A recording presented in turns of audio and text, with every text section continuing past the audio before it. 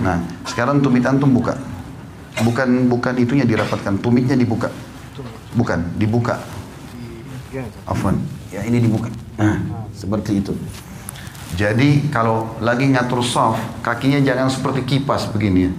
Tetapi ini tumitnya dibuka dan ukurannya ukuran standar pundak ini ukuran standar ya.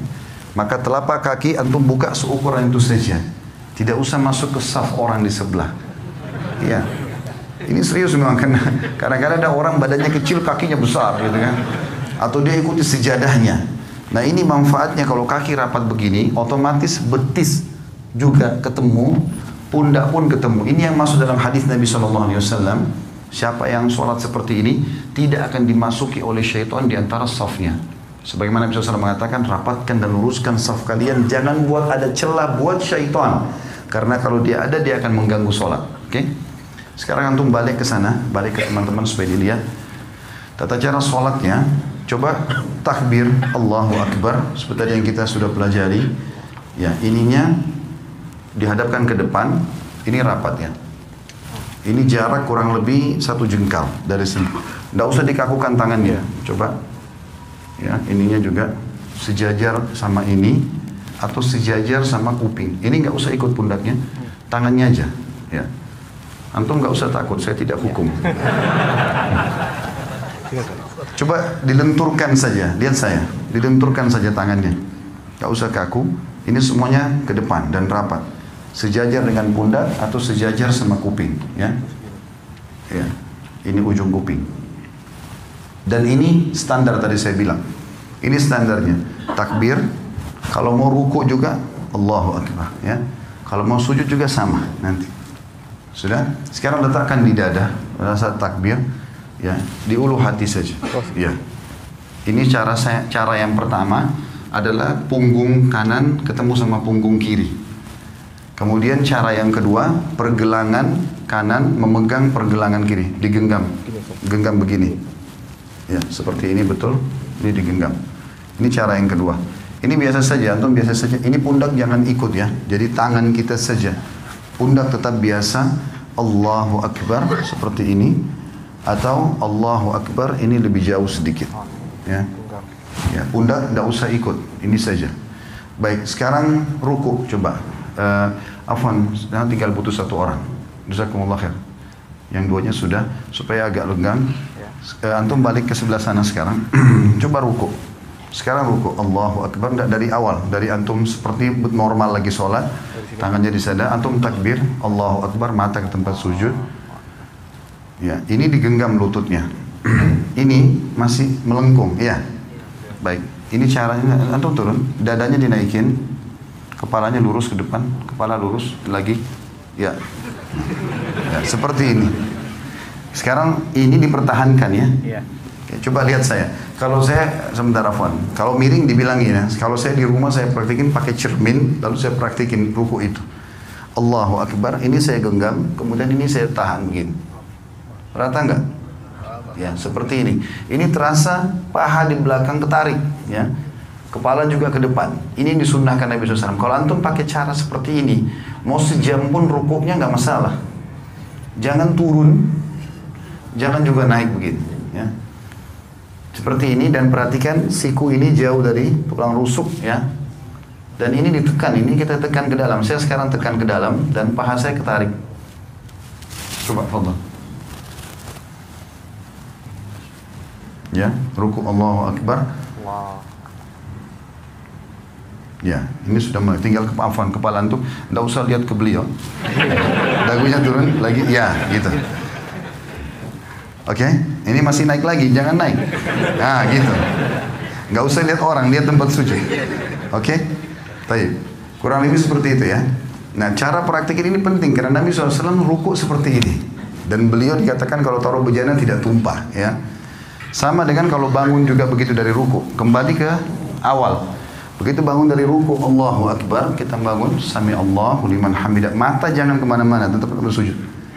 Ini tadi bisa 2 cara, bisa seperti ini, atau diletakkan di sini ya. Ada yang belum kita pelajari tentang masalah sujud, tapi saya akan praktekin sekarang. Sudah, jazakallah khair. Kalau mau ikut sama anak sebentar bisa. Sujud ini ada dua cara. Bisa turun lutut dulu, baru telapak tangan, atau telapak tangan dulu baru lutut. Dua-duanya bisa. Karena itu khilaf di antara ulama. Ibnu Qayyim rahimahullah memasukkan antara salah satunya boleh. Tergantung keadaan ya. Cuma yang perlu diperhatikan, kata Nabi SAW, aku diperintahkan sujud dengan 7 anggota tubuh. 7 anggota tubuh. Satu itu dahi sama hidung. Maaf, biar hidung antum rasa pesek, tetap harus kena tempat sujud. Tidak boleh kepalanya begitu, ya, sehingga hidungnya nggak kena. Ini satu paket. Kalau nggak sah ini. Ini satu paket. Satu, kemudian 2, 3. Jadi ini sudah 2 telapak tangan sama dahi ini, berarti 3. Lutut 2, berarti 5. 2 telapak kaki, 7. 7 anggota tubuh ini. Nah, caranya adalah Nabi SAW, kata Ibnu Mas'ud, kami dilarang oleh Nabi SAW untuk sujud seperti anjing sedang duduk. Perhatikan kalau anjing duduk, sikunya kesentuh tanah kan? Antum tidak boleh sentuh tanah. Tulang ini, siku nggak boleh kena ke tulang rusuk. Ya. Dan usahakan ada jarak antara perut kita, paha sama siku ini. Kira-kira jarak di mana antum bisa merasa nyaman bernafas. Karena pada saat sujud, kita butuh sirkulasi udara supaya bisa lama. Saya coba praktikin, anggap saja ini cuma contoh kalau kiblat ke sana.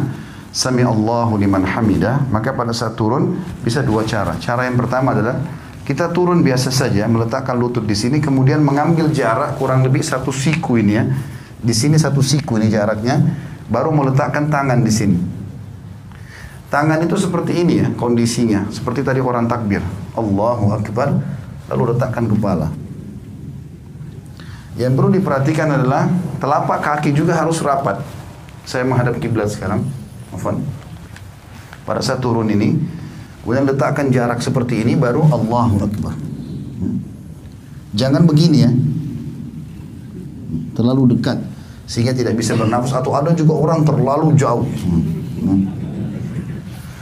Tapi anjuran ulama adalah 1 siku dari lutut kita, kurang lebih jaraknya begini, ini kita letakkan telapak tangan di sini. Dan rapat semuanya seperti ini ya. Atau cara yang kedua itu adalah telapak tangan dulu yang turun. Telapak tangan dulu yang turun, maka tata caranya tidak boleh seperti unta duduk. Tidak boleh seperti unta duduk. Saya akan kasih contoh, walaupun saya bukan unta. Maka cara untuk, kalau tadi kan lutut dulu sederhana cuma turun begini ya. Sekarang kalau mau telapak tangan dulu, maka caranya adalah turunkan badan dulu seperti mau turun lutut tadi. Misalnya sudah dekat, baru kemudian letakkan telapak tangan ke depan. Seperti ini. Ya. Yang dilarang itu seperti unta itu kalau orang turun begini. Nah, begitu juga dia pada saat berdiri. Orang berdiri dari sujud nggak boleh begini, ya. Tetapi dia duduk dulu, ya. Saya ulangi. Jadi kalau orang turun sujud yang kedua, kita turun seperti agak mendekati tempat sujud, kemudian baru letakkan telapak tangan ke depan, barulah kita sujud, ya. Duduk di antara 2 sujud, menegakkan seluruh ruas tulang belakang sampai terasa dada terbusung ke depan. Jari-jari tetap rapat, ujung jari-jari berada di ujung paha. Kemudian kita sujud lagi, Allahu Akbar. Setelah itu pada saat mau berdiri, duduk dulu. Sunnah Nabi SAW duduk dulu, duduk seperti ini. Dan ada 2 cara. Cara yang pertama, menekan paha untuk berdiri ke atas, atau menggenggam telapak tangan, ditekan lantai untuk menopang tubuh ke atas. Jadi topang ini saja ke atas, ya, seperti ini. Dan kita tidak boleh sebagaimana tadi saya bilang berdirinya seperti unta itu, ya. Terakhir tinggal masalah tahiyatnya saja. Tahiyat ini khilaf di antara ulama tentang 2 jenis duduk. Namanya iftirash atau tawarruk. 2 ya. Iftirash atau tawarruk. Apa itu iftirash? Iftirash itu duduk seperti di antara 2 sujud. Itu namanya iftirash, ya. Kalau tawarruk, warak itu artinya bokong. Kita meletakkan bokong kita di tanah. Nah, ini khilaf ulama. Kapan dikerjakan iftirash, kapan dikerjakan tawarruk? Imam Syafi'i rahimahullah berkata, duduk tawarruk tahiyat seperti ini, yang kita duduk, ya, seperti ini namanya tawarruk karena bokong kita duduk di tanah. Ini kata Imam Syafi'i rahimahullah dikerjakan setiap kali mau salam. Mau sholatnya 1 rakaat saja, mau 2 rakaat, seperti misalnya witir 1 rakaat. Ya tetap aja antum duduknya pada saat tahiyat, karena mau salam tawarruk. Ya. 2 rakaat juga seperti sholat sunnatul fajr atau sholat subuh, sama tawarruk. Nanti lebih dari itu pun, misalnya rakaat maghrib 3 rakaat atau isya 4 rakaat, semuanya kalau mau salam tawarruk. Kalau jumhur ulama, Imam Ahmad dan Imam Malik mengatakan tidak. Kalau sholat di bawah 3 rakaat, seperti witir 1 rakaat atau sholat sunnatul fajr 2 rakaat, walaupun mau salam duduknya iftirash, duduknya seperti ini. Tawarruk itu hanya dikerjakan duduk yang seperti ini, itu dalam pendapat jumhur ulama. Nanti kalau sudah lebih dari 2 rakaat, seperti rakaat ketiga maghrib, rakaat keempat isya, baru duduknya tawarruk. Dua-duanya ini boleh ya, karena ini khilaf diantara ulama, kita nggak boleh nyalain orang. Jadi kalau antum lihat ada orang tahiyat kedua, ya tahiyat akhir misalnya, sholat subuh duduknya begini, jangan disalahkan. Karena itu pendapat Imam Malik dan Imam Ahmad, dan itu jumhur ulama. Mereka mengatakan justru kalau lebih dari 2 rakaat, rakaat ketiga baru kemudian duduknya tawarruk, ya. Tapi Imam Syafi'i mengatakan tidak. Jadi kalau ada yang sholat witir pun 1 rakaat sudah iftirash, tawarruk, maka itu berarti mengikuti mazhab Syafi'iyah. Tinggal yang saya mau titik beratkan teman-teman, masalah salam dan tata cara mengubah dari iftirash ke tawarruk. Sekarang kan kalau iftirash itu seperti ini, telapak kaki kiri kita dipakai duduk, ya. Bagaimana caranya mengubah ini dari ini ke tawarruk? Perhatikan ya, caranya adalah cuma memasukkan telapak kaki kiri ke bawah tulang kering kanan. Contoh, cuma begini saja, ini dimasukkan, lalu kita duduk di tempat yang sama. Jangan begini, karena banyak orang kita begitu. Dia duduk begini langsung dia dorong orang ke sana semua. Jadi ini kena, semua kena. Dia nggak bisa duduk. Jadi cara yang benar adalah hanya memasukkan ini ke bawah sini saja dan duduk di tempat yang sama. Tidak berubah apa-apa. Saya tidak mengubah apa-apa di sini. Maka ini posisi yang harus diperhatikan. Begitu juga dengan masalah salam. Pada saat kita sudah selesai membaca tahiyat, tentu tahiyat sunnahnya ada yang mengatakan pada saat syahadat mengangkat jari, ada yang mengatakan juga nanti dari awal sudah at-tahiyat itu sudah mengangkat, ya. Dan hadis riwayat Tirmidzi, khilaf antara ulama tentang masalah itu, tentang hadis Nabi SAW bahwasanya gerakan jari di tasyahud lebih keras bagi iblis daripada cambukan besi. Ada yang menghasankan, ada yang melemahkan.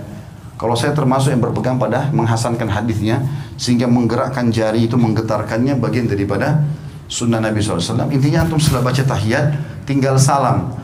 Dikatakan Nabi SAW kalau salam terlihat pipi putih atau putih pipi beliau oleh makmum di belakang. Jadi seperti ini. Assalamualaikum warahmatullah. Terasa ini tertarik.